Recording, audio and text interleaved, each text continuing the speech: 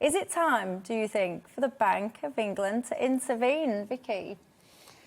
Well, whether it's time or not, I'm not completely certain, because it isn't going to do anything very much in terms of bringing the inflation rate down. A lot of what you've been describing has come because of international forces, like gas prices being very high. Electricity prices practically everywhere have gone through the roof as well, more generally. And we've seen sort of closures in large part of the economy of China, for example, because of this. So we're not alone. So raising rates for something which is an external,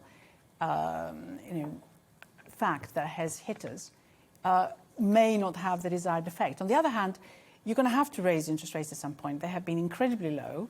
They have boosted lending. They have boosted house prices because mortgage rates have been so low, of course.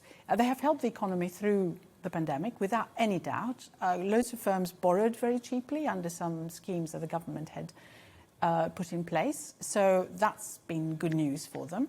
But at some point, one will have to get back to normality. And indeed, interest rates are at record low. So given that the Bank of England has got the markets to believe it's going to happen, to miss that trick and not raise rates next month or the month after is going to be quite a shock to the market, because they're now expecting it to happen. But the hope is that they're only going to raise it a little.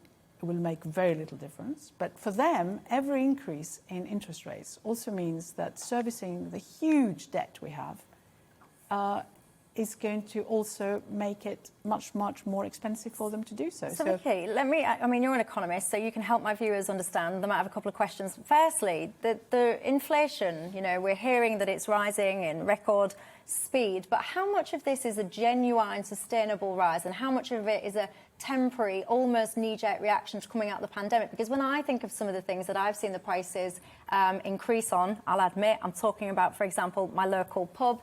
Yes, prices have gone up, but part of me just thinks that's the business desperately trying to claw back some of the lost revenue from the pandemic. And I imagine, maybe I'm deluded, that some of these prices might then settle down. So do you reckon this is like a genuine, sustainable inflation rate, or a bump is what I'm asking? It's probably more of a bump than sustainable, because, of course, a year ago, or a little bit more than a year ago, we had negative energy prices. So oil prices were negative, which is an extraordinary thing. They've now gone back to being over $80 a barrel, so they've gone back up to pre-pandemic levels.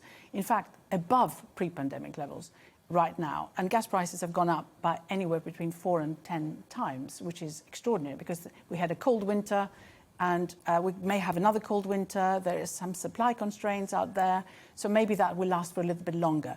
But a lot of it has to do with this recovery in demand that's taken place. That's why oil prices went from negative to quite highly positive.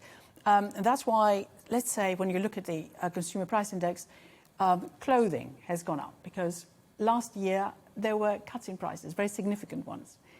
So they've made up for it, if you like. Yeah, they couldn't get rid of their clothes, literally. Absolutely. And the same with wages, which, of course, are filtering through to higher prices a bit, because we have all these shortages right now, because demand has expanded so much faster than supply. So the general belief has been, until now, don't need to worry hugely, because it's only transitory. But, of course, we've got to also remember that there has been so much money injected into the market by the central banks, huge quantities. We're now talking about hundreds of billions, in some places trillions across the world.